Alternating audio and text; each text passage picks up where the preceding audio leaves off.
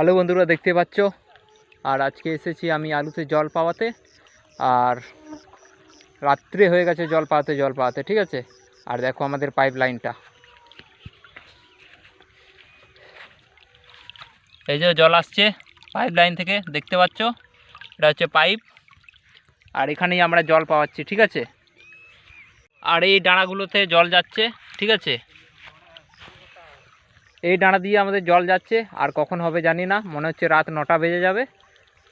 আর কখন হবে আমি ঠিক বলতে পারছি না, আমি আন্দাজে বললাম 9টা, 11টাও বাজতে পারে, ঠিক আছে। চলো ওদিকে চলো। আমি অনেক কাজ করেছি, ঠিক আছে। এই প্রথমবার আলুতে জল পাওয়াতে এসে আমি রাত হয়েছি, মানে এখন অনেক বাজতে পারে, 11টাও বাজতে পারে, 12টাও বাজতে পারে, ঠিক আছে। কখন হবে জানি না। আর এখনও 1 বিঘের মতন বাকি আছে। আর 2টো মিনি লাইন চলছে, মানে একটা মিনিতে 2জন নিচ্ছে, তো মানে আমাদের জল কম আসছে, এর কারণে আমরা এতটা দেরি হয়ে যাচ্ছে। যদি ফুল জল পেতাম তাহলে এতটা দেরি হতো না, ঠিক আছে। আর কখন বাড়ি যাব ওটাই ভাবছি।